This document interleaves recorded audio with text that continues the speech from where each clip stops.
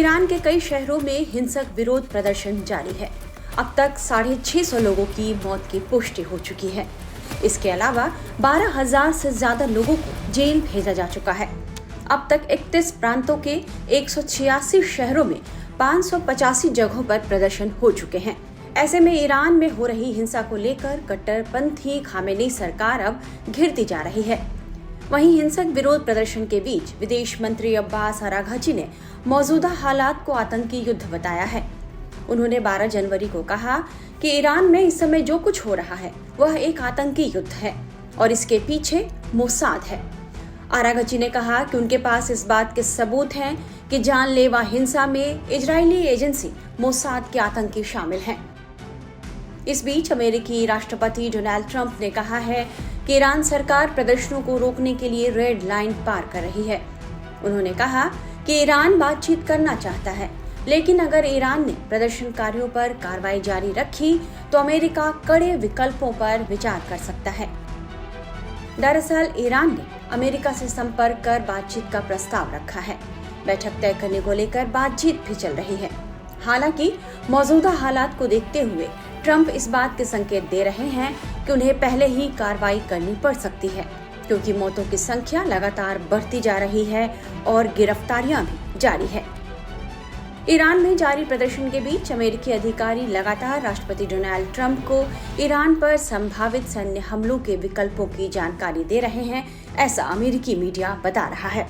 अमेरिकी अखबार की रिपोर्ट के मुताबिक अगर ईरान सरकार प्रदर्शनकारियों पर और कार्रवाई करती है तो ट्रंप सैन्य कदम उठाने पर गंभीरता से विचार कर सकते हैं। हालांकि प्रदर्शनों के बीच ईरान ने भी अमेरिका को चेतावनी दी है कि अगर उस पर हमला किया गया तो वह अमेरिकी सैनिकों और इजराइल को निशाना बनाएगा। ईरान ने अमेरिका के किसी भी हमले को लेकर करारा जवाब देने की कसम खाई है। ईरानी संसद के अध्यक्ष मोहम्मद बागर गालिबाफ ने 11 जनवरी को कहा कि अगर अमेरिका ने हमला किया तो इलाके में मौजूद सभी अमेरिकी मिलिट्री बेस, शिप्स और इजराइल हमारे टारगेट पर होंगे।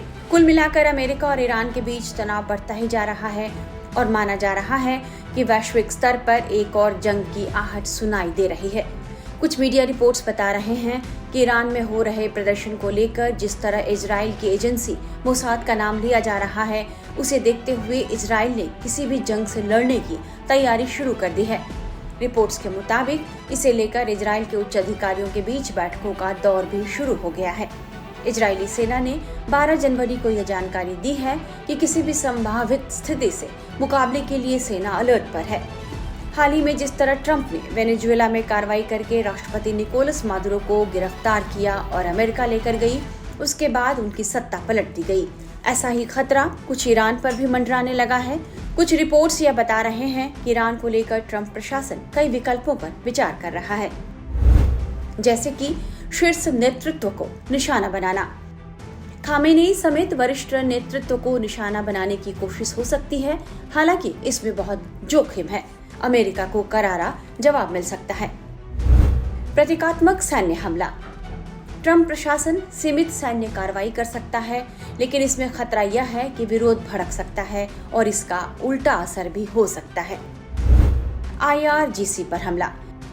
इस्लामिक रिवॉल्यूशनरी गार्ड कॉर्प्स या ईरानी शासन की रीढ़ है और इसे तोड़ा जा सकता है। नॉन किनेटिक विकल्प।